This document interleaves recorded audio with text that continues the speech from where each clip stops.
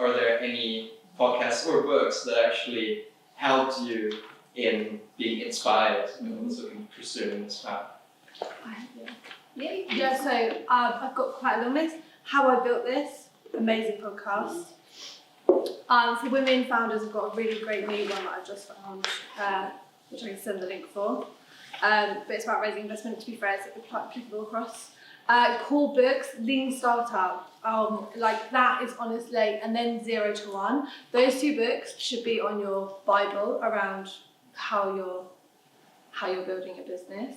And then the more like interesting ones, which for me was more the spiritual play, was around like Marcus Aurelius' meditations, Stoic philosophy. So like Stoic philosophy is very much around, you know, being very comfortable with, like you said, having courage, but you're still going to be, you still basically in times of fear still have courage, and it's the easier way of understanding how to help your mind through that process. So I kind of mix up business with Stoic philosophy, and I find that works. Did everyone get the names? Pardon? Can you repeat the books again? So 0 to 1, and then Lean Startup, Marcus Aurelius Meditations, and there's a few more other Stoic ones that I can share as well. You mentioned the podcast, How I Built This. Oh yeah, How I Built This is by the guy who built LinkedIn, who runs that podcast. That's really cool. You have to read Hoffman. Yeah. Really good. Yeah. Massive scale. Yeah, that's a scale. Oh, is that the different one? Yeah. I've got them both on He's my on thing. them as well. So okay, fine. Sorry, get them confused. Yeah. Oh yeah, that's it. Yeah, mine is, I'll be honest, for the first year and a half, I read a book when I was still at PwC, and that's where 2 of the businesses, so there's 2 businesses, and I mentioned one, but which is Tim Ferriss' Tools of the Titans, which give me a book like that and I run a mile. I really don't like reading lots, but it was just so helpful because it's split between wealth, wisdom and health, is it? Yeah, and you can use it like a bit of an index type thing and go through it. It was just so helpful for me, so like that one. And then also, I never know his surname, Derek Sivers, Everything You Want. It's a book like that big, it's tiny, it's fantastic. Somebody sent me after being on the podcast, and it's brilliant. It's like 40 lessons for an entrepreneur, and I've literally highlighted the hell out of it, like paged it, reread it. I think I've read it 3 times.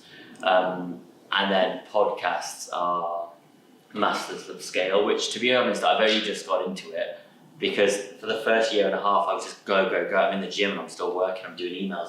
It was non-stop. Now I've taken a step back. Like right now, it's at a different level of where I'm trying to go. So again, probably too extreme. I'm listening to like 5 podcasts a week. I'm in the gym, I'm working out and listening to a podcast. But that's just the way I like to do it, right? And masters, it's been so good when you're going through shit times to listen to the Airbnb founder say that the number used on the customer service was his number, and he used to pick it up at 2 a.m. And I'm like, you know, and now look where he is. I'm just like, this is great. It keeps you going when there's no tribe around you. Yeah. Definitely. Yeah. A recent book that I read is Shoe Dog. That is have you read it? Not yet, but I have it.